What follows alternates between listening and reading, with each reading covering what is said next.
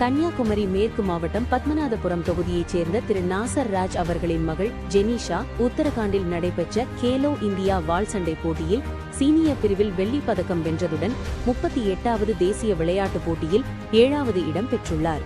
மேலும் இத்தாலியில் நடைபெறவுள்ள உலகக்கோப்பை போட்டிக்கு தயாராகி வருகிறார். அதேபோல் கன்னியாகுமரி மேற்கு மாவட்டத்தின் பொதுக்குழு உறுப்பினர் திரு செந்தமிழ் வாசன் அவர்களின் மகள் ஆதித்யா கௌசல் காஞ்சிபுரத்தில் நடைபெற்ற மாநில அளவிலான வாள்சண்டை போட்டியில் தங்கப்பதக்கம் வென்றதுடன் மணிப்பூரில் நடைபெற்ற 69வது தேசிய பள்ளி விளையாட்டுப் போட்டியில் வெண்கலப் பதக்கம் மற்றும் தேசிய அளவில் 6வது இடம் பெற்றுள்ளார். இந்த வெற்றிக்கு பிறகு கன்னியாகுமரி மேற்கு மாவட்ட செயலாளர் திரு ஜெயசுதர்சன் அவர்களை மாணவிகள் சந்தித்து வாழ்த்து பெற்றனர். அதன் தொடர்ச்சியாக மேற்கு மாவட்ட செயலாளர் அவர்களின் ஏற்பாட்டின் பேரில் சென்னையில் மாண்புமிகு கழக பொதுச் செயலாளர் தமிழ்நாடு எதிர்க்கட்சித் தலைவர் எடப்பாடியார் அவர்களின் இல்லத்தில் கன்னியாகுமரி மேற்கு மாவட்டத்தைச் சேர்ந்த இளம் வீராங்கனைகள் செல்வி ஜெனிஷா மற்றும் செல்வி ஆதித்யா கௌசல் ஆகியோர் நேரில் சந்தித்து வாழ்த்து பெற்றனர்.